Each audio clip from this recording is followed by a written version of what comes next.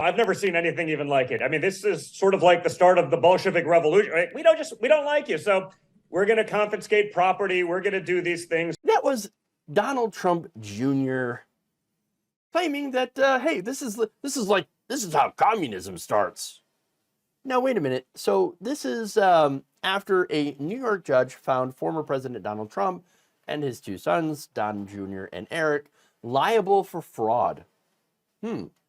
Now, Trump and his adult sons are accused of inflating the values of Trump's various holdings, for example, golf courses, hotels, homes, Mar-a-Lago, Seven Springs, on some financial statements in order to get some better business loans with lower interest rates. It means you end up saving money in the long run.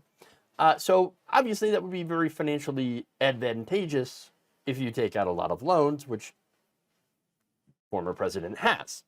Now, as a result, though, of the ruling by Judge Arthur Engoron, the Trump organization is losing their business certification.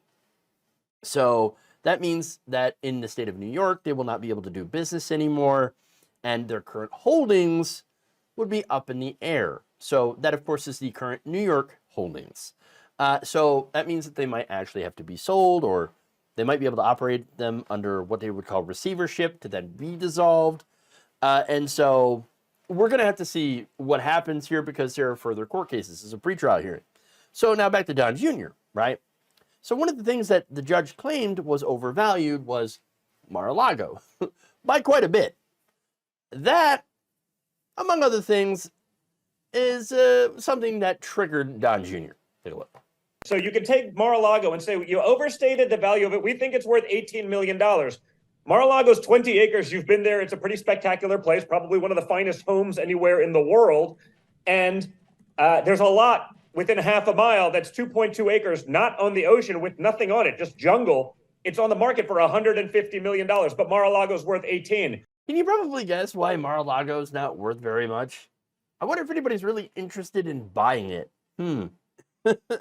Look, here's the thing.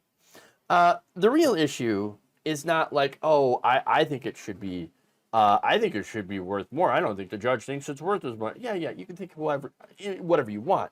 What matters is what you put in the financial statements when you're using it to get loans. That's the problem.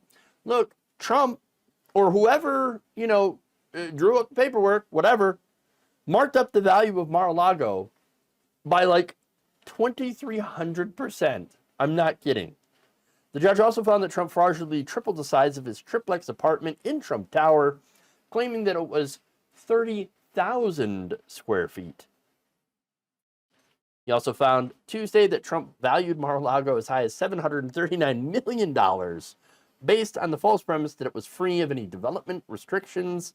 Trump had personally signed deeds giving up any residential development rights, collecting a nice tax benefit by doing so, according to the AG and the judge. The actual value should have been closer to $75 million. Now, finally, they found that Trump had added up to $3.6 billion in fictional value to his annual net worth. Just lies on top of lies. This isn't just puffery. So puffery is something different. Puffery is not illegal, for one.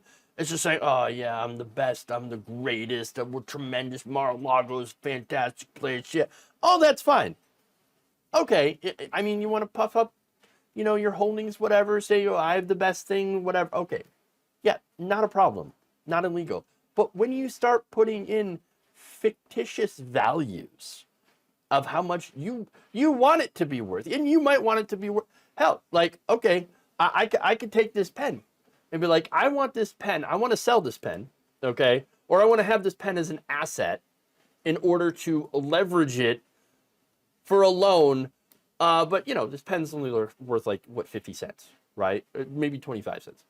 But I'm going to say, you know what? This pen is the greatest pen. It's the most fantastic. Guess what? Somebody very, very rich and famous used this pen once, okay? And so I'm going to say that it's worth $3 million. And I'm going to leverage the value of this pen in order to get myself a $5 million loan. Well, that's insane. It's not worth that much. And it's a very simple example here.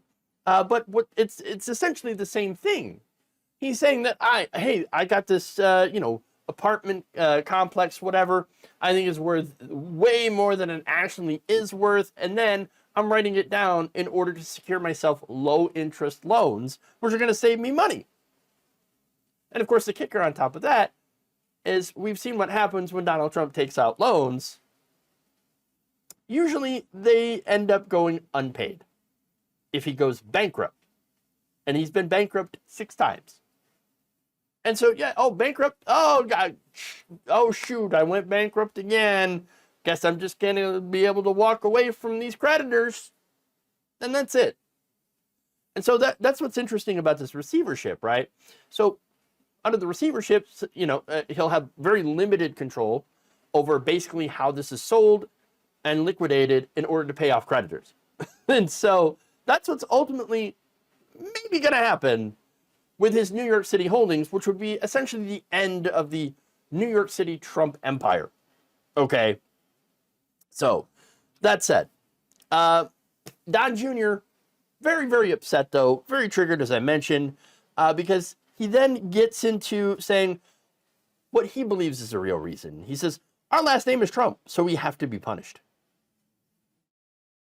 No, that's not why. It could be the fact that Don Jr. and Eric ran the company effectively during the Trump administration.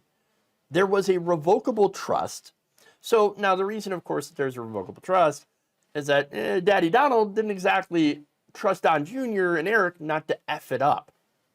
And so what he could do is basically fire them if they weren't doing what he wants them to do.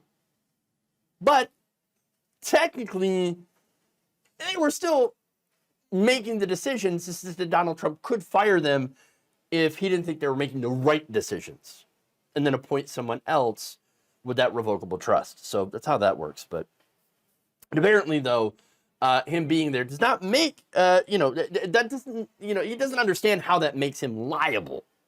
Now, he says it's absolute lunacy. And again, going through it last night I'm like, explain it to me because I don't even understand. I've never even heard of this before in business, in law, in lawsuits. Here's the thing that blows his mind. Okay? Not any of this stuff. I'm pretty sure he knows how fraud works. Okay?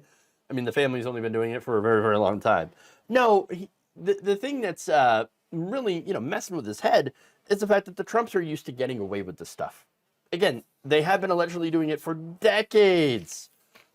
Ripping off taxpayers, ripping off the city of New York, ripping off, insurance companies, things like that.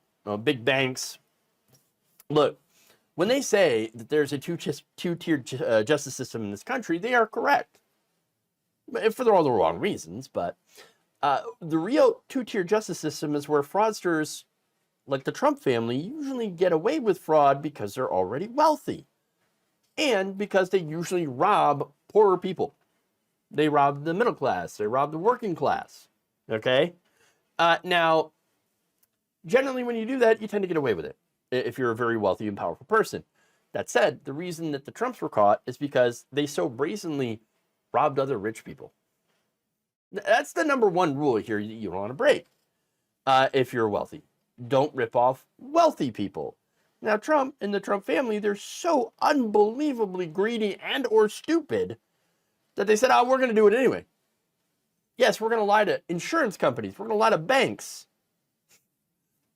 And again, they've been doing this allegedly for decades, taking out big loans, and, after valuing their property. And by the way, deflating the value of their properties. That's the other part when it comes to paying taxes. So that's how they defraud the government as well. By saying, we're going to inflate the value of our assets, and say that Mar-a-Lago's worth $739 million. Oh, look at how much it's worth. It's wow, what a very great investment I have. Look at all this income that I'm going to get from this.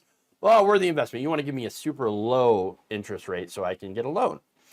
And then when it comes to pay taxes, way undervalue it. Oh my God, look at all these losses, and it's just not worth that much. It's not doing very well, And we just need a break from the federal government, So much so that for a couple of years, the Trump organization didn't have to pay taxes.